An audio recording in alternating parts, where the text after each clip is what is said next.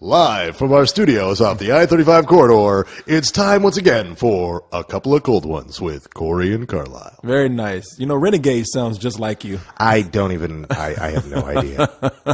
You'll hear it. You'll hear it on Tuesday. I don't watch our site. Are you kidding me? How would I see it? Yeah, you lurk. You ghost the site. You even told me yourself. You looked at me now and said, "Oh, I'm ghosting all this stuff, man." I'm always there. Yeah, exactly.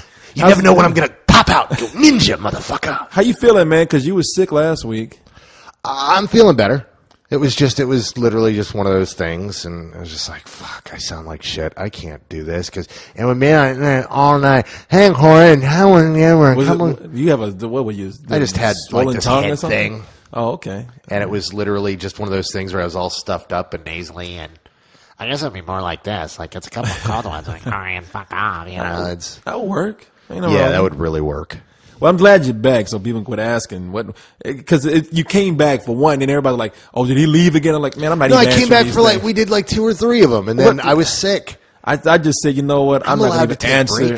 Exactly. That's what I was saying, but I was like, you'll be back when you be back. I'm not answering this because they know you're not gone. I mean, goddamn it. Gone. Yeah, exactly. So you didn't stop payment on my checks? No, nothing has happened. Everything is fine. You were just sick. Everybody gets sick. Yeah. And the thing is when you're sick on a couple of cold one days, it's not like there's a makeup day. You know, we do it one night a week, and if we're not there. But if you had said, let's come back, because you did say, let's do it in the middle of the week, and I was saving a day of the week for that, but I guess it just. Oh, no. In fact, I didn't. I guess, this week was really busy, too. Yeah, so. Exactly. No, but anyway, you're here now, and that's all that matters. So, tell you what, we got some things to talk about here. But let's start out with the top 5, brought to you by Corey and Carlisle. Damn, you are caffeinated, man. I like it. I'm caffeinated, brother. Good, because I'm exhausted and I'm a little drunk right now. Well, good. I will be the tired guy and wired guy. Yeah, that's nice, man. That'll be awesome. The Adventures of Tired and Wired. That wouldn't be a bad name if we hadn't had a cold one yet, but that's all right. I'm not always tired though. No, so. You know what? That would be great for you and co-host. Who would be the tired one though? Well, that would be you, and he's the one that's wired. Get it? Tired and wired. Damn, we already thought of a name. How come you didn't give us this earlier? Shit. Because I needed caffeine. Okay. I'm like Popeye. I get that coffee. I am what I am. I am's what I am. All right, you want to get into the top 5? I want to get into the top 5, right. Motherfucker. Okay. I love the way, motherfucker. Motherfucker. It was like you got velvet at the end of it. Motherfucker. So, all right, we're going to go with I'm a velvety smooth girly boy. All right, here we go. Number 5. Number 5. The only... You're not going to sing it? Okay. Okay. Number 5. It's live, number 5. Oh, yeah. I love you, number 5. Making love to the mic now. Making love to the mic, number 5. Well, all right. Number 5 is Eagle Eye. Eagle Eye. Eagle Eye's going strong, man. Still holding in it. Dude, I'm telling you, it's that Shia love. Leon hated that. He got mad at me because I said I liked it. I know it's dumb, but I had a good time. Movie brought in $7.3 million, and it's up to $80 million now. That movie's doing pretty well. It made its money back and then some, and that's what DJ is good at. DJ Caruso, the director. Now, so people that know you're not talking about DJ, Onionhead. DJ Qualls, DJ Caruso. No, he makes movies that they turn profit. He doesn't exactly have the greatest third acts ever. One of his third acts is one of the worst third acts I've ever Disturbia? seen. No. The third act of Disturbia wasn't great, but it wasn't that bad. No, the one Taking Lives. Oh, remember where he shows up and he knifes the pregnant belly and you're like, dude, that's a fake belly. It looks so fun. Yeah, oh, look, it's a fake belly. Big surprise. Yay. He directed. Yeah, he did. I don't even remember anything about that movie. Yeah. I remember looking him up when I had to. No, his best movie is The Salton Sea. The one with Al Pacino, yeah.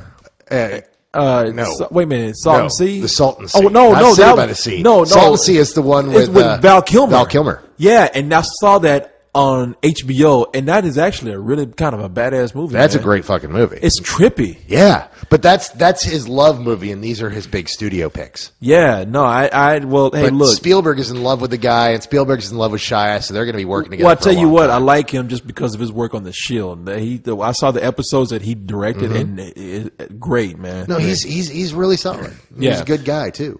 All right, let's go to number 4 here. Number 4. I saw making love in the number 4 in the afternoon. Yeah. Number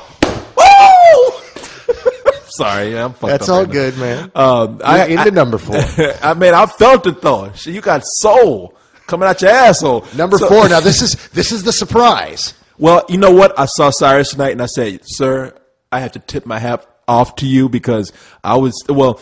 Let me give you a little background here. We had to all review Sex Drive because that's the only thing everybody could see.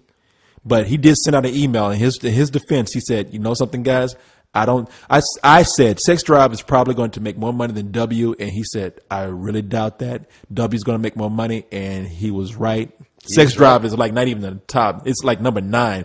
W is number 9 or 4. 10, depending on which list you look at. Okay, I'm looking at the one off Box Office Mojo, and it's number 9 there. That movie bombed, really. Sex Drive, which too bad I liked, but W, which he didn't like, came in number 4, brought in $10.6 million. Now here's the thing: is that on Friday night it was number 2. It was just barely number 2 as well. It was squeaking right there with the number 1 film, and everyone was like, "Oh wow, it's going to do better than we thought. Maybe it'll do a 12 or 13 million dollar Yehudi told me weekend." that. Yeah. And then all of a sudden, bam! It was like everybody wanted to see it, saw it on Friday, and then there was a big drop off, and now it's number 4. Yeah. So I mean, pretty good for the movie. Still, I mean, it's Just like the real W, it starts off strong and ultimately ends up fairly weak. I like that. So true. Oh shit, man! This is a movie that I saw that we did not put a review up of. Okay, that must mean it's time for number 3. I'm slipping here, man. This week we had the parties. My mind has been gone, but I saw this movie. I thought it was coming out next week. The Secret Life of Bees. Did you see it? No, I did. I'm sorry. No, I fell asleep reading the synopsis and kept nodding off every time I read the synopsis. And I tried watching the trailer, and that put me into a coma for 3 days. And I missed a couple of cold ones last week. So no, I did not make. You know something? It's not a bad movie, but reading the synopsis is no surprises. You get exactly what you think you're going to get. Yeah, that's the movie that has Jennifer Hudson, Queen Latifah, it's pretty much every black actor that can sing and rap. It's a little white girl in the South movie in the 60s. Right? Alicia Keys is in the movie. Pretty much they pull every black musician who's a woman in the movie. And then there's Dakota Fanning. And Dakota Fanning, who, look, I don't take this as me being perverted. I'm not. She's growing up, though. No, see, I've been hearing that from a lot of people who have been saying, dude, that girl's getting hot.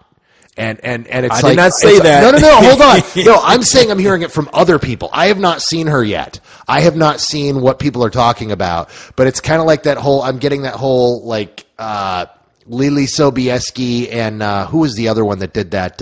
Natalie Portman? No. Even though that is one when well, she no, was but like, that's when she came out and everybody like lusted after her when she was 13, which was really gross.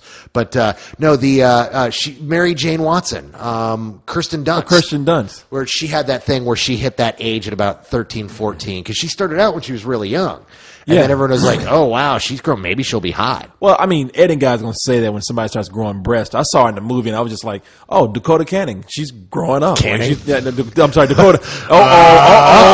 Freudian slip time. Dakota's cans. No, Dakota Fanning ain't no better. Dakota Fanning. I mean, Fanning. Dakota's stroking. Oh, Jesus Christ. No, Dakota. Oh, Freuleven. No, she. I looked at it and I thought like, oh, well, she's not a little girl anymore. Yeah, she's like 14 or something now. I wasn't looking at it as like, oh, I can't wait to fuck that. No, it's like that's creepy. She's well, just, you she's used the growing F word with Fanning. What Fanning? That's an F word. She's fun. No, she's not a little girl anymore. Here, let me hand you a shovel so you can dig a little faster. And I was just saying that I bet she has those cocksucking lips. No, I look now. Oh, now we've officially gone into Creepsville. ill. No. Population Look, you. no, yeah, no. Because I'm safe. Look, the girl is. The thing is, she's hit that level now where you can see her. Now I'll tell you this: when she's about 18 or so, she's going to be a very attractive girl. Or she could go the route of what's that kid's name that was in The Sixth Sense? Oh, you mean Haley Joel Osment? Haley Joel Osment has grown up to be a weird looking kid, man. He was a cute kid, but now that he's gotten older, it's like something went awry with him. He looks like Cyrus now. It's the creepiest thing. I remember when the Lions movie, what was it called? Secondhand Lions. Secondhand Lions came out. He did a press conference here in town, and his face was all broken out and everything, and it hasn't gone back since. And I hope that doesn't happen to Dakota Fanning. It's a good thing he's in college right now. So is he just not acting at all? Yeah, no, he's doing the college thing. Hey, good for him, man. It makes me wonder if he's going to end up like Charlie Korsmo or something. Who is that? Charlie Korsmo. Charlie Korsmo. The last movie he did was Can't Hardly Wait, but he also did. You'll remember him as the kid from Hook. Which one? He's the main kid, the dark haired kid who goes into The Boy. I don't remember that much about Hook. Okay, well, anyhow, he was a kid actor. But he went to college and he's like he's a super genius. He's like one of those kids really? he was going to like either MIT or Harvard, like one of the high end Ivy League technical colleges for engineering. And like last people have heard of him, he was working on some secret government project. Like he's literally working for the Pentagon. He's one of those brainiacs that's inventing like asteroid busting bombs or cobalt mines. She's about to open up an interdimensional door or some shit. He was in Hook and Can't Hardly Wait, and now he's defending the planet from alien races. I don't know. It's incredible. So is Haley Joel Osment a super genius? I have no clue. I haven't heard that, but he could be. I don't know. Secret Lives of Bees, man. I really wish I had put up a review for this. I guess it's not too late. I could put one up this week, but I really did think it was coming out next week. It's got $11.1 million. Basically, none of these movies have done gangbusters this week anyway. Well, but it's October. Yeah, and exactly. October doesn't. Even the horror movies that come out don't do gangbusters on these weekends. Yeah. Even they are a big deal when they make like 30 million. So it's that time of year. They're all doing respectable for their slot. We're not going to see big numbers again until middle of next month. Yeah. That brings us to number 2. I gotta take a number 2. I thought I was the one that was fucked up tonight, but there's something going on with you, man. Something wrong with you. Beverly Hills Chihuahua, cat meat. What did you say? It's caffeine. Oh, I thought you said I've been eating cat meat. I was like, I've been eating cat meat. Yeah. I'm the one that's fucked up, Corey. Yes. No, we're both. So speaking of number 2s, it's Beverly Hills Chihuahua. Yeah, another movie that's going strong. Chihuahua. Chihuahua. What do we get? We've talked about this film far too much. I know. What can we say? Let's move right along to the new film. Well, all we can say is like at this week it's brought in $11.2 million. There you go. Movies. I don't know how much it's made right now, but apparently I think it's in the 80s. It's made far too much money for a talking dog movie. That's all I gotta fucking say. Especially not a particularly good one. So, but what are you gonna do? I would say there's no other. See, that's what pisses me off. Here's what really pisses me off. Is I would like to say there are no other good family films out there, but there is a really good family film out there. City of Ember? City of Ember. I don't think it has the appeal you think it has. No, it doesn't have the appeal. No, clearly it doesn't have the appeal. It didn't even make the top 10 this week, and it was like number 9 last week at $3.9 million. It's really a depressing opening, especially for, come on, if you had to watch one over again, which one would you watch? Oh, you know what? I think it's going to be bad to say this. If you want me to add, the better film, of course, is City of Ember. Yeah. It's just a little more originality going on there. They're trying something that's, especially for a children's apocalyptic film. Mm-hmm. But that movie just doesn't hold up in its second half that well, and I think that's what kills it. Where with something like Beverly Hills Chihuahua, as bad as it may, well, I'm not going to say it's bad. None of us thought it was terrible. But I do think that... But none of us liked it. But, well, I was okay with it. I was just like, I didn't hate it. I thought it was just kind of mediocre. Admit it, you were just wowed by the Bolt footage. No, man, Bolt looks cool. Dude, I've written about that several times. Dude, Bolt looks awesome. We'll talk about that a little later. No, Bold looks great, but I tell you, the thing is that Beverly Hills Chihuahua, for what kind of movie it is, it keeps that through the whole film. You had to check your phone, didn't you? Man, I got a call. Come on. And you never know when an emergency is happening. I'm on call 24 hours a day. Yeah. But which lovely lady? It's Kent. Okay, put it down. yeah. Kent's sitting right here, too. Y'all don't know Kent like, is what? sitting It's right not here. me this time. You usually do call during a couple of cold ones, though. Yes, you do. Every now and then. You've done it. Because I'll look over at him and go, it's Kent, isn't it? He's like, it is Kent. But what the hell is it? Who is that? Dakota Fanning. That's Dakota Fanning? That was taken a couple weeks ago. Oh, my God. She's pregnant. Look at that. I hate those. I hate that new fashion. I don't know. Oh, She's wearing one of those. High-waisted dress. Yeah, the high-waisted dress that People, look, I'm not even looking at her in a bad way. I'm telling you. Dude, you need to stop right now. No, stop because- yourself. no, Stop no, yourself. no, let this me is going finish. out on the No. internet. The FBI will be I'm listening. not saying shit. No, I'm saying she's 14. I'm just saying, I'm looking at her. I'm like, she's going to be a really gorgeous woman. That's all I'm saying. And I can look at some kids and say, Corey Coleman going to jail for Dakota Fanning porn. I like the way you taking me just saying she's going to be a beautiful woman to Dakota Fanning porn. I saw the way your eyes bugged out of your. Man. That's Dakota Fanning. God damn. Now I got a man right here. Hey, now you just heard me, but Kent, did you not see the way he was like, "Ooh, she's pregnant"? Did you not see that? His eyes bulged out his head. Did you see him? But the picture does. When I saw the photo the first time a couple weeks ago, What Would Tyler Durden Do posted it, and I was shocked that she's 14. I think she looks 16, almost 17 in that photo. I didn't say all that. No, I was shocked too. I'll just say that, I was shocked. Now, but what Corey would like to say is, Dakota, when you're 17, which is legal in Texas, you should Come to down Texas, baby. and Yes. come down for an interview here at the Phil Studios, located off of the I-35 corridor.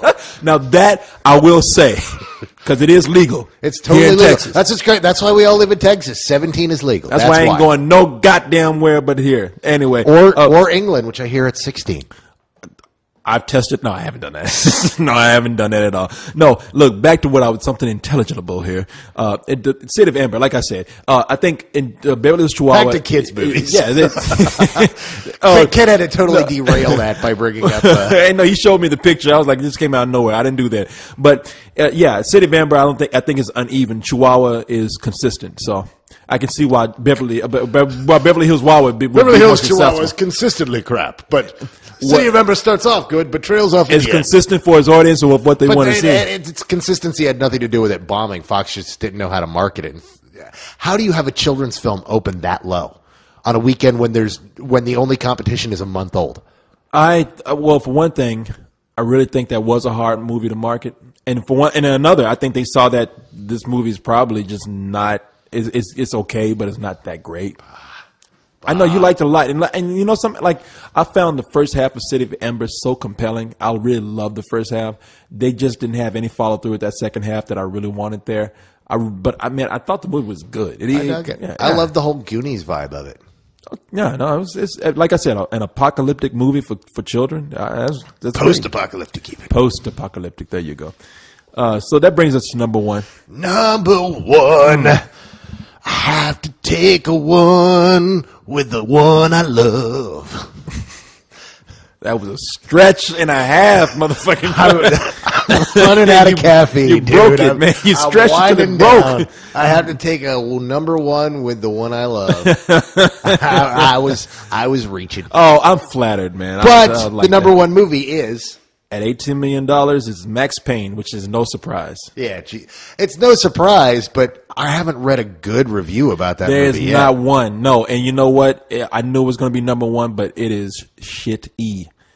Okay, you're looking at me. That movie's bad. Shit-y with a capital E. Did you go to the midnight screening up? No, I didn't. I ended up not going. I got home a little late, and I was like, you know what? Fuck Mark Wahlberg. Yeah, there you go. He seems like a nice guy, but you know what? I just watched The Happening a week ago, and I can't take another shitty Mark Wahlberg film. And sure enough, everybody came back and shook their heads. It's like, it won't good. No, wasn't man. no good. No. That movie is it's bad, man. It really is one of those films where they stretch it to make a movie. How the fuck did they get a script out of this? In that script that they have, that's not a script. That's an assortment of ideas that was pulled from a hat. On the bright side, we did get a really good skit with Mark Wahlberg on SNL last night. So Last night, what was it? oh, Mark Wahlberg showed up, and apparently they did a skit about him last week in which Mark Wahlberg talks to animals. yes. Hey, dog, I like your fur. So how do your mom? Yeah, Yes, well, he came on and did his riff on that. He quarters Adam. yeah, He quarters him. Adam Goldberg, is that or No. Adam Andy Samberg. Andy Samberg. And corners him in the hallway and just starts berating him. And he's like, I should punch you, but you know what? I'm not going to do that. And people keep walking by in the hallway. He's like, oh, hey, Josh Brolin. Hey, you were in the Goonies. Hey, I was in Entourage. Say hi to your mother for me. And he keeps doing that. And then a donkey walk. Hey, donkey. Hey, how you doing, man? Hey, say hi to your mother for me. Nice. And he actually does all that. And then he ultimately turns to Andy and goes, all right, let's hug it out, bitch. Okay, And you they know hug it what? We've already got out of the top 5. It's funny because just a week ago he was talking shit about SNL. He was like, "Man, SNL hasn't been funny for years. They've asked me to come on that show. I'm not going to go on there." And you know what? That skit that they did, it wasn't even that funny. And now he's on the motherfucker. What happened?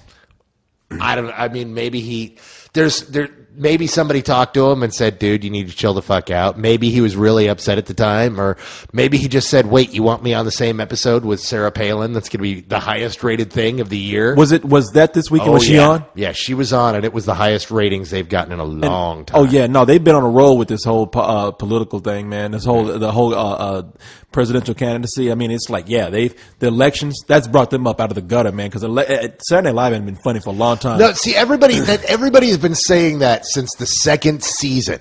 There's always somebody going, they haven't been funny since this year. They haven't been funny. SNL has been funny. I watch SNL on a regular basis. They've been funny. They're consistently funny in their opening sketch. They're consistently funny in Weekend Update, which is always Weekend funny. Update is always funny. And then usually, depending on who the host is, that can really bring it up or down. They're not all gold. No, I've just seen too many sketches where they've been uncomfortably.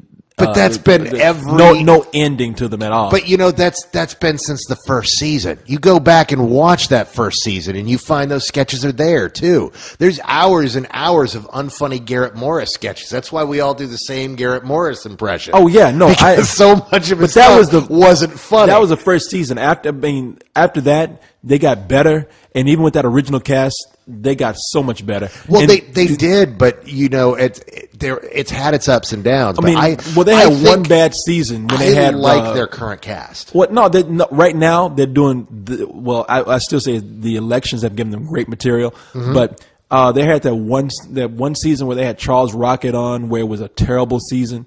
And that guy committed suicide, by the way. They had a season where there was a guy named Charles Rocket, and there was a What woman. year was this? This was this is right before Eddie Murphy and Joe Piscopo. No, before. you're talking about 1980, yeah. Yeah, and they tried, and there was a woman on there, and I forgot her name, but she really tried to push Charles Rocket, and it was a terrible season. And after that, somebody else came in, they got rid of her, and that's when they actually gave Eddie Murphy and Joe Piscopo a chance to come in and shine, and that's when they had one of their best seasons ever. Yeah, no, the 81, 82 was really good. There's Dana Carvey and although that day the Dana Carvey, Mike Myers, Phil Hartman Bill bunch Hartman, of 89 to like 94, and there's some good stuff in there.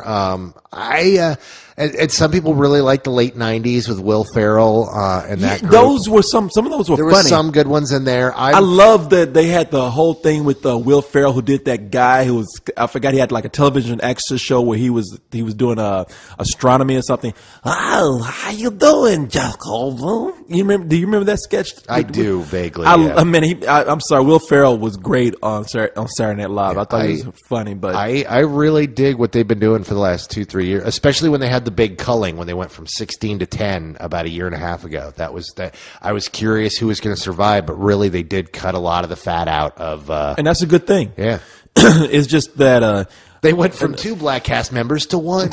And the guy they had on there, the guy was Mitchell. Yeah, what's his name? Finesse Mitchell. Was he on the one from Kenan and Kel? No, because then there's Kenan Thompson who's still on there. Kenan and Thompson, He's really funny. He is hilarious, man. Yeah, no, I love him, and I really want to see him get some good film roles instead of the crap that he's had so far. No, yeah. he's a genuinely funny guy. But no, they had another guy, Finesse Mitchell, who they really kind of what's the name of the guy they did that to as well? Tim Meadows? No, there was it was a white guy. He's still doing terrible movies. Guy did Mango and he's not doing the movies anymore. But he still is. Chris Kattan, yeah. What's the last? Chris Kattan hasn't been in a movie in a while. You mean aside from Undead and Alive, which played South by Southwest a year and a half ago? But I'm talking about, has that had any real theatrical? No. He's still doing bad, undistributed movies. Is what I'm saying. Okay, but he's doing under the radar crap now. Okay, that's what I'm saying. He's not. No. He's still working. He's just not doing anything good. He's Pauly shoring out. Yeah, but there was a thing where for the last year they ran out his contract and just had him show up like once a show in a background of a skit or showing up as gay Hitler or whatever, and then once his contract was up, he was out. Well, they kind of did that with Finesse Mitchell, where you saw the last year he would just show up in a sketch, and he would rarely have a line or two, and then he would be off for the rest of the show. Yeah, I mean, I just have to say, I haven't watched Saturday Night Live in a long time, and there was a point where I was catching it just randomly, and none of those sketches would end at all on a good note. They didn't know how to end them; they went too long. But lately, I watched it, and they've had some sort of inspiration. Yeah, I mean, they've got some really good people working for them, and I think what they're doing is this: they keep having these things where they'll have this resurgence where they'll say, "Hey, let's put it in the hands of the cast again and see what happens." Because now Tina Fey isn't working on it. She was the head writer for a long time. Yeah, exactly. The head writer now is Seth Green. Or not Seth Green. No, not Seth Green.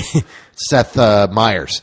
And Seth Meyers is the head writer now. And it feels like he said, hey, guys, go nuts, and letting some of the cast come up with their own stuff again to a much larger degree. Mm-hmm. And that's let them be free and reinvent themselves. I didn't see the show, of course. How was Tina Fey? I mean, not Tina Fey, but Sarah Palin. I have not seen the Palin sketches yet. I didn't sit down. I mean, I just know they well, none of us really sat down and saw it because we were at the party last night. But I caught highlights because people emailed me highlights saying, "Oh, dude, you got to check out the Mark Wahlberg piece." I didn't check out the Palin stuff, so I just know I hadn't heard a big uproar about it after it happened. I mean, there was no news stories. The Drudge Report covered it, CNN covered it. It was kind of big that she was on. I mean, no, they made a big deal about it. I'm just saying afterwards. I read that some of the reviews I read said that it feels kind of that the writers are tired right now because they're doing too much at once. That primetime thing that they did on Thursday a week and a half ago. Yeah. That it's they're just working too much. What the hell is that? Oh yeah, no. Oh God, we have distracted Corey now. Well, I'm not doing anything. What is this playing though? That's last. Is that Sarah Palin thing from last night? Yeah. Oh, okay. I mean, well, we're not gonna watch it now, but it's like I'll watch it afterwards. But I just haven't heard anything. I mean, I was on the news today, and I was expecting them to say like. Well, of course, everything got dwarfed as soon as Colin Powell. Colin Powell backed Obama, and then all of a sudden, the floodgates broke. So yeah. Well, speaking of token black guys, yes, sir? I hear there's a story floating about a certain Stepin Fetchit that works for Iron Man. What? No, why you got to use? No, because I just wanted to see what your initial reaction would be. That's why. No. I mean, on. James Rhodes, Rhodey, the awesome character from Iron Man, has been mysteriously recast. And I had read the initial story about it, which was that he had asked too much money, and they fired him and brought on Don Cheadle to replace him. But you said there's an interesting follow-up to that. Well, first of all, now this is what I heard. I don't see this little blurb right here. He was on NPR, and I heard that it was news to him that he had been recast. And here's what he says. Okay, I'm on movieweb.com, and they wrote a story about it, and they said, and they took a quote from this NPR interview that he did, and it says, "The trades claimed that Howard wanted too much money to return for the part. Howard didn't quite see it that way, stating," and this is him, "It was the surprise of a lifetime. There was no explanation as far as the contract. Just up and vanished. I read something in the trades implicating that it was all about money or something, But apparently the contracts that we write and sign aren't worth the paper that they're printed on. Sometimes promises aren't kept, and good faith negotiations aren't always held up. So apparently it was a surprise to him. He read it and he was like, oh, I've been recast. I want more money. So according to him, apparently they had an agreement, but it wasn't followed through. So who knows what happened? Yeah, it sounds like typical But I'm in listening to what he said, it sounds like he's got his own doublespeak going on, like good faith negotiations, meaning he probably was asking for more money, but it was one of those things where it's kept under it's like, look, we're going to talk about this, but this doesn't get published. We're doing this in good faith. We're talking this through without having any of it leak out, and then it's like, okay, yeah, we can't afford that, fire him, and then they released that he was asking for. Well, he's being replaced by Don Cheadle, which is funny because you said, look, Don Cheadle is good looking because he's got charisma, but he ain't as good looking as Terrence Howard. That's not what I said. No, you didn't say that, but that's what I'm saying. But you did say he's not good looking. No. I love Don Cheadle. But you said he's not good looking. Incredible. That's what I'm about to say. Don Cheadle is an incredible actor. He isn't a good looking man. Now. That's the thing about Terrence Howard. Terrence Howard has this just charisma and good looks. He's like got this young Billy D thing going on to a certain degree. Man. And it's like he's perfect for James Rhodes. When you read the comic book, James Rhodes was not just, he wasn't just Iron Man's sidekick who happened to be black. He was a good looking, charismatic guy that could keep up with Tony Stark. And that was the whole thing, was Tony Stark. He was Tony Stark's wingman. I mean, he was the guy who would fall on the grenades and Tony Stark could go off with another, another girl. That's who James Rhodes was. And Don Cheadle is just not Rhodey. He just isn't. Well, we have to see because Don Cheadle has that charisma. Don Cheadle can act. I know women who love Don Cheadle just because Don Cheadle has that personality. Well, sure, but there are women that love Steve Buscemi too, but it wouldn't exactly, But that's the that's the thing, though. Yeah, well, that's the thing. We've all known those guys who weren't the greatest looking guys, but they. Yeah, but Don Cheadle is no Billy D.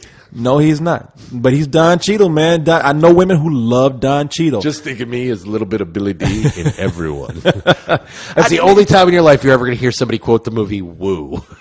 Was he Woo? Yeah. Yeah, did you ever see Woo? I never saw, but I know exactly what you're talking about, and I won't watch it. No, it's not a good movie, but there's this great scene where he's in the main character's in a police station, and he goes into a dream sequence, and Billy D. Williams walks in, and he goes, "Who are you?" "I'm your conscience." My conscience looks like Billy D. Just think of me as a little bit of Billy D in everyone. And that one, I was like, okay, I'm so glad I watched this movie for that one moment, because that moment will live with me forever. I can't remember hardly anything else in the rest of the movie. Now, Woo was the one about the guy that dressed up as it was a black guy that dressed up. No, you're thinking of Tu Wong Fu. No. I'm thinking of another one. It didn't have a. Woo is the one with Jada Pinkett, where she plays Woo, this feisty, fiery girl who gets set up with a nerd. I was thinking of something else. Juwanna Man is what I'm thinking of. Oh, God, you're thinking of Juwanna Man? Why would anybody think of Juwanna Man? Ever. Apparently I do. I don't know why. Because I'm fucked up right now. But, Jada Pinkett. Just anyone out there who do not IMDb Juwanna Man, do not think it's too late. They're already doing it. Do not even look at Juwanna Man. You do not want to see Juwanna Man. Anyway, it's about a cross-dressing black guy. I'm thinking the black version of Tootsie in a way. But you know something, man? Let me tell you something. I'll tell you why. Tell me something. I think what happened with this is that because Kent and I were talking about this. Look, not Don Cheadle, but Terrence Howard. Why would anybody walk away from a franchise or even jeopardize a chance of continuing in a franchise like Iron Man?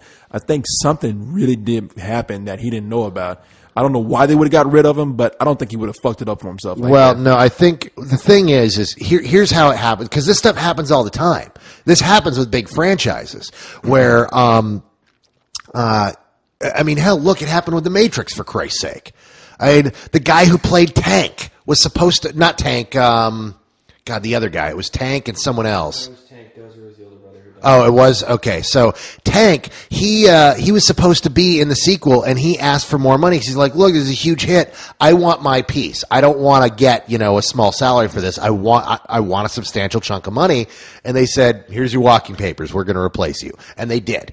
And that could happen here where he's like, look, when we got into this, we thought this movie would make $100, maybe $150 million. This movie made over $300 million domestic. It's the second largest movie of the year. The sequel's going to be even bigger. I would like to be paid, rock star money for this, please. And I know that right now there's all sorts of crazy bullshit going on behind the scenes with Marvel. I mean, for fuck's sake, they didn't want to bring back Favreau because of money. Exactly. That's why. And you brought up something I was just going to say, because we've talked about this. I mean, they were willing to give the guy the shaft that directed Iron Man. Terrence Howard is a supporting character. I'm sure that something similar happened to him like that. And it was probably something where he's asking for what he's owed because he's going to play a much larger role in the second movie. Exactly. They even made a hint at it with him looking at the Mark II saying, next time, baby. Yeah. And everybody wants to see that. And dear God, do we want to see a War Machine movie?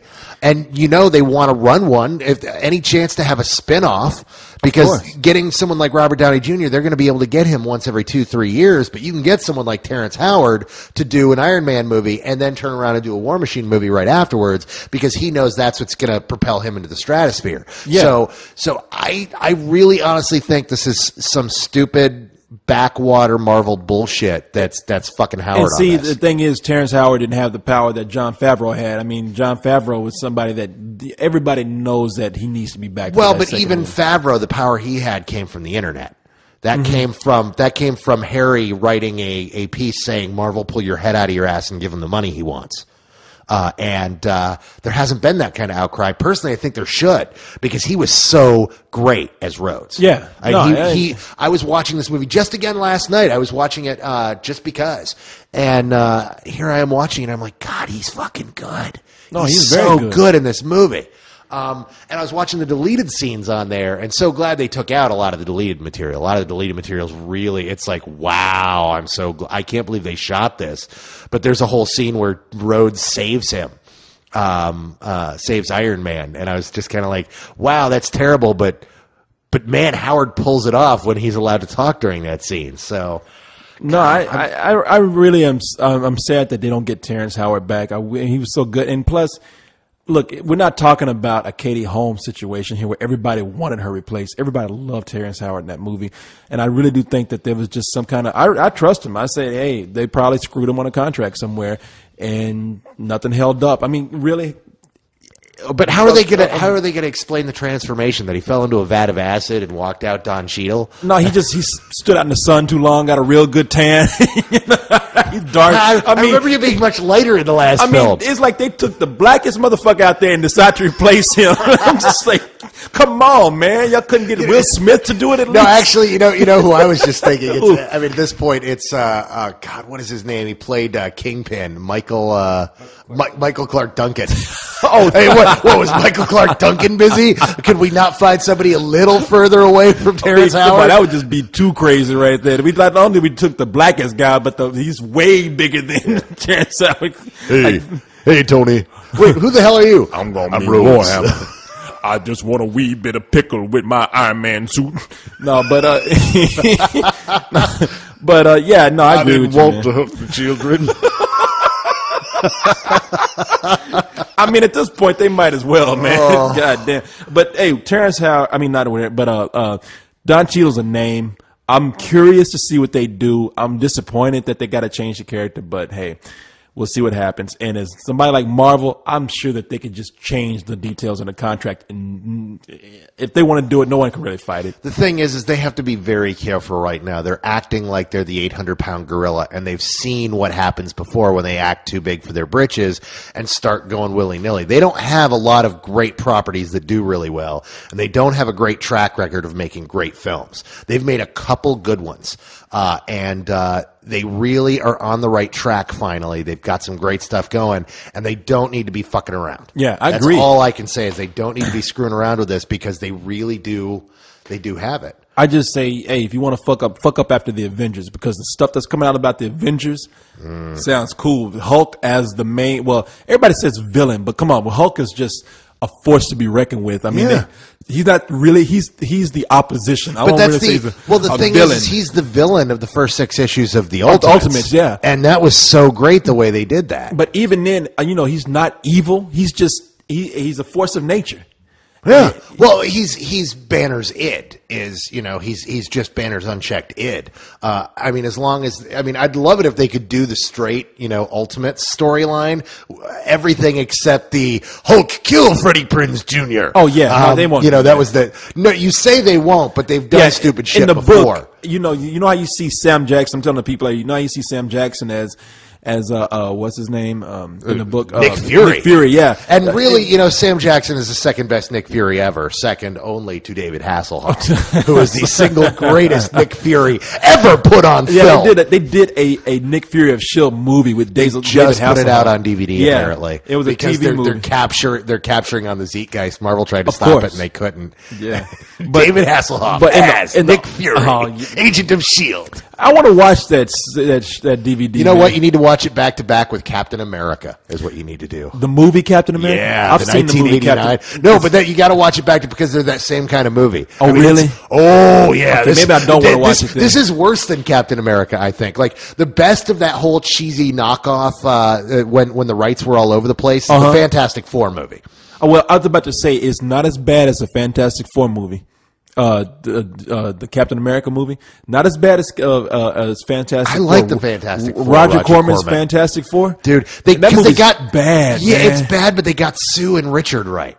Like their whole relationship works. They start with her as a little 11-year-old girl looking up to Reed Richard in college, and you see that whole girlhood romance kind of blossom, and they get that whole relation. That's what I like about that movie. It's so cheesy and campy and so Roger Corman, but those scenes with Reed and Sue, actually, there's more emotion in those scenes. Yeah, but they were corny. They're that corny romance. They're sweaters and holding hands and flowers in the 60s kind of. I mean, their wedding was attended by JFK in the comic, for Christ's sake. It was cornball. Yeah. But you know what? They got that right, and there was more emotion in those scenes than in any of the fucking Fox Fantastic Four movies. You know what? And I've gone back and looked at that last Fantastic Four movie. It is bad, man. It's shitty. Yeah, no, I remember like saying, hey, it's good for family. I still think that if you're renting for your kids, fine, but it's not a good movie. No, it's not. But no, man, please don't fuck up anything before we get to this Avengers movie, because this Avengers movie could be cool. Because we've got Iron Man, then Captain America, or the first Avenger, Captain America, and then the Avengers. Yeah, and now are they really going to do an Ant-Man movie now? Because that's what they were talking about. Fuck if I know. They said that was on the roster. I mean, they've been doing animated movies, and they go direct to video. I don't know what they're, it would be cool if they did theatrical, but they better treat it like a theatrical and not like what we saw with Clone Wars, which is, hey, let's slap some of the episodes together into a shitty movie. That'll be awesome. Yeah. No, I want to see if they do it right, because right now they've got some really good stuff going on, man. I got an interesting question about this the other day. What? Someone was asking me if I thought Spielberg would be a great director for the Captain America movie. Which I do not, because they were talking about how Spielberg loves World War II, and I don't think Spielberg's the director he used to be, and I don't think Spielberg's the right guy to do Captain America. The person I want to do Captain America is a little controversial. Who? What do you want? Michael Bay. No. Oh, yes. No. Oh, no, yes. No. If there's anyone who can make a slick, glossy, cool-looking, No. uber-patriotic Captain America, it would be Michael Bay. Now, I don't want him to touch the Avengers movie, because the Avengers movie is going to be complicated and has characters and storylines. The first Captain America movie is going to be about a, chip off the old block 1940s nerd who gets turned into a super soldier and then kicks Nazi ass until he gets blown into the ocean and frozen for 60 years. And if there's anybody who can make a movie to make us beat the shit out of Nazis to a slow motion flag, it's motherfucking Michael Bay. Michael Bay would just make it a bunch of action and not concentrate on character. There's going to be very little character. All of the character stuff of Captain America happens after he's unfrozen. Before he's frozen, he's not a deep character. He's an ass kicker. Go back and look at those old 40s comics. He wasn't a character. He was the strong-jawed American type who beat the shit out of Nazis, and that was it. I think Michael Bay would be perfect to kick that off. I don't want him to do a serious film at all. Because if he does, because he can't do story. I love Michael Bay. He blows shit up better than anyone else in the world. He cannot handle a story to save his life. So don't give him the Avengers. But Captain America, dude, he would blow up Nazis better than anybody. I cannot agree with that. Like I said, it was a controversial choice. Who would you like to see? I would love to see Spielberg over Michael Bay. I'll tell you that much. Oh, but then it would end up that the robots recreated his mom out of DNA, or that the kid survives at the end, or some lame horseshit ending like every other Spielberg movie, or he'd have the big Jewgasm at the end, like in Munich. I think Spielberg could actually do a really good Captain America movie if they had a good script writer. And so, I mean, some of the people that we have out there who are doing that, I mean, like who's the one that just finished helping out with writing Spider-Man, and you know what I'm talking about? J. Michael Straczynski? He would be a great one, yes. Well, to write it, yeah. He would. I would love to see a J. Michael Straczynski. In fact, he just got through writing the World War Z movie, so. I think he would actually, if he wrote the script for that, I think that'd be great. But I don't have anybody who I know more people who I would not like to see directed than I would like to see directed. So I can't really say anything. The movie I want to see is I want to see that hyper stylized, glorified, beautiful ass kicking of Nazis that Michael Bay could give us. I mean, hey, I'm not going to, I just have to wait and see, but I don't think he'd be the right one. Yeah. I don't think they'd pick him. I think he would cost too much. I mean, I look at something like Transformers, which they really convoluted an already stupid but good story. I mean, you already had a story with Transformers, and it was dumb, but it was straightforward. But what you do is you make sure that he doesn't, that you have the story and you don't let him fuck with the story. I mean, it's that simple. You have him shoot it. You have him direct it. But you keep the producers locked down on the story and say, look, we need to keep on this path. Okay, I mean, look, if they had a great script and he could stick to it and not make it all about, but Michael Bay just does a lot of trademark things that I think he would bring to this that I don't think they would. But a lot of awesome with Captain America. Captain America is tough to sell to begin with. Here is a dude who gets pumped full of essentially super steroids, becomes big roid dude, goes on a big rampage throughout Northern Europe during World War II, and he throws a fucking shield at people that bounces off of them and then comes back to his hands. That's it. That's what he does.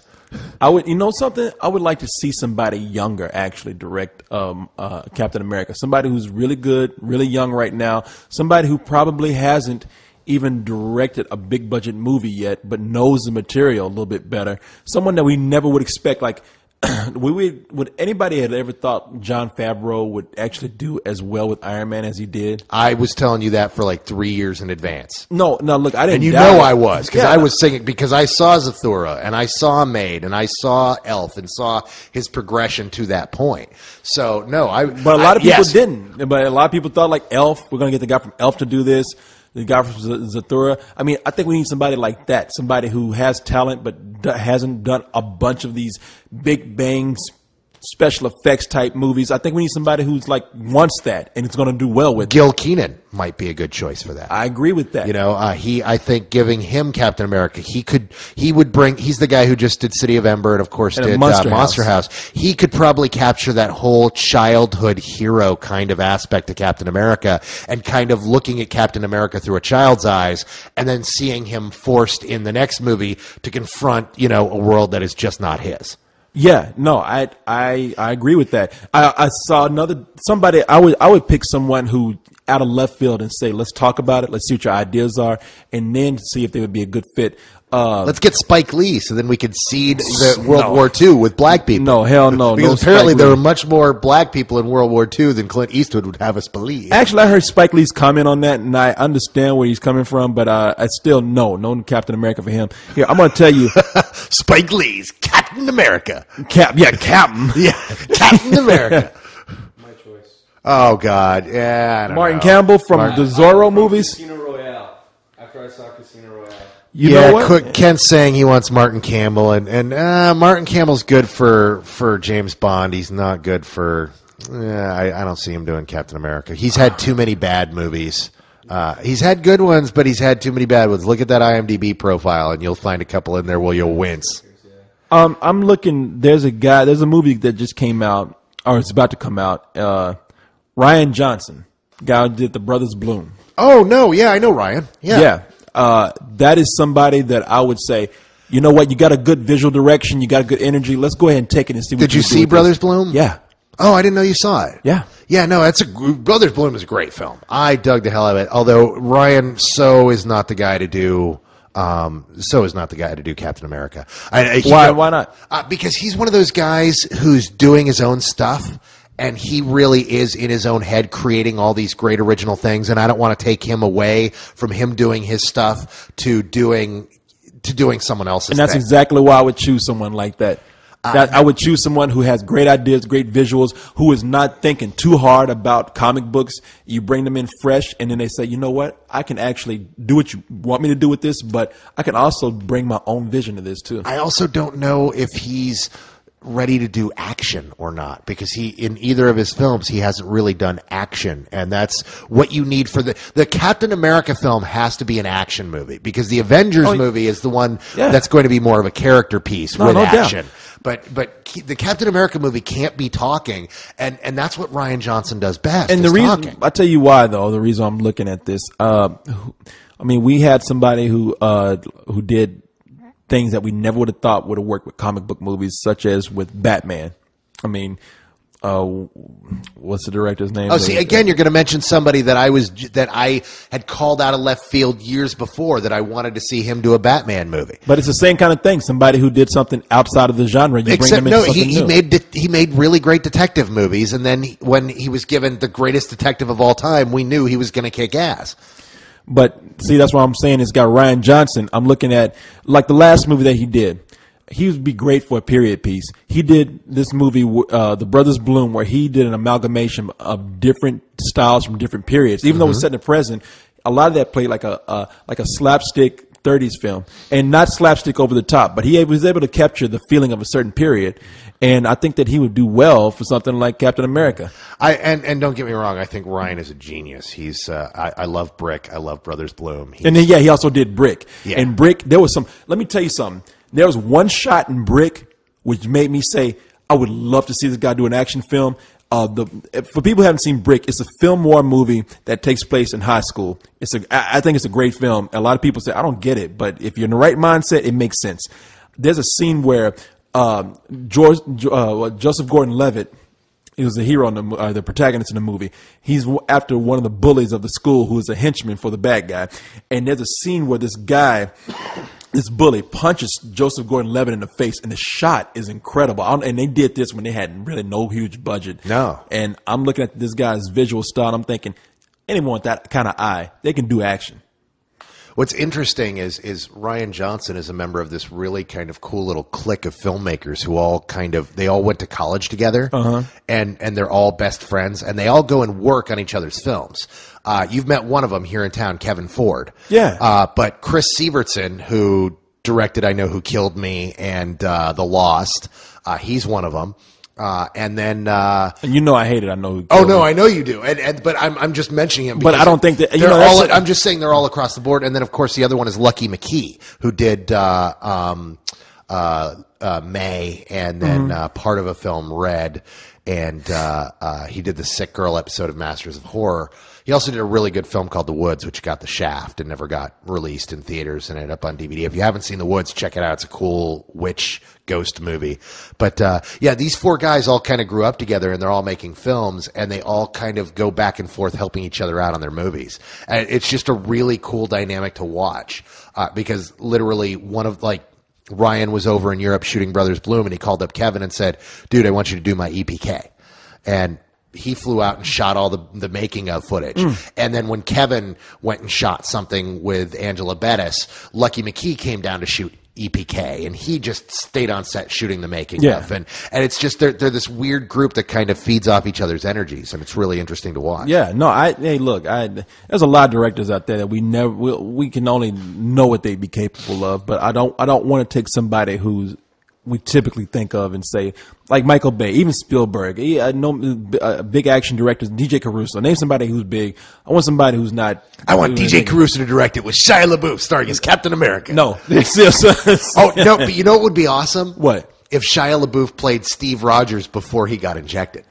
I don't want to see Shia LaBeouf anymore. I like that guy. I think it would be cool to have him playing the scrawny geek that goes and gets injected, and then we get, Matt Damon as...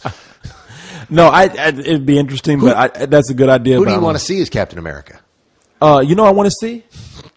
Oh, God. Look at Ken is showing us Bucky after we mentioned Shia LaBeouf. Shia LaBeouf would make an excellent Bucky. He's too much. I think he's out there way too much, but... No. Yeah, exactly. No,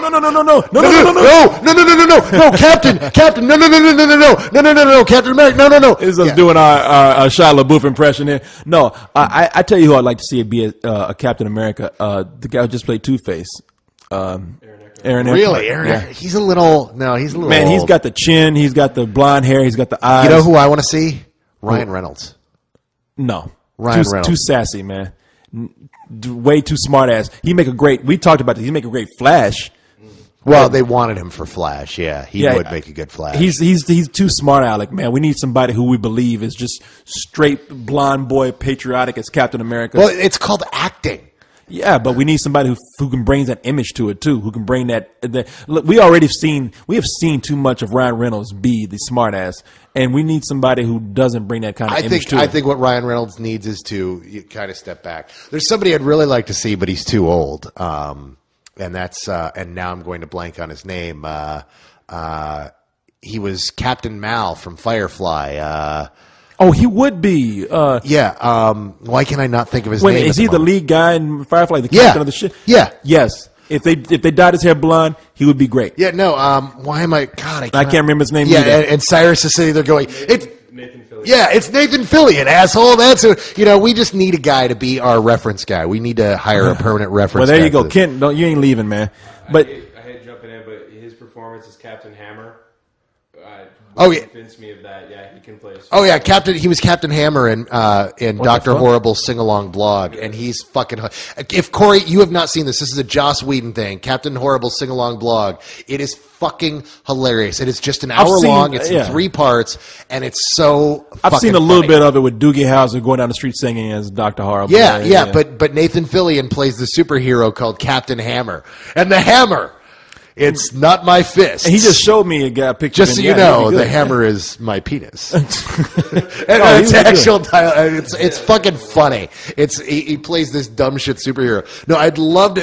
But he's just a little too old for what they're going for. But he's somebody I wish would catch a big break because I love Nathan Fillion. No, he's good. He was in. For people who don't know, he was in a very underrated movie that I thought was great, which is Slither, which was a really good horror. He was good movie. in Slither. Yeah, and I thought that movie was good. Yeah, he'd be great as Captain America. I agree with you that completely. Oh, by the way, just to let you know, I'm not totally against Michael Bay doing a Captain America movie. Mm-hmm. I'm thinking of Pearl Harbor. I'm looking at all the iconography that he used in that film. I could see him doing it. And the thing with Pearl Harbor is not the story.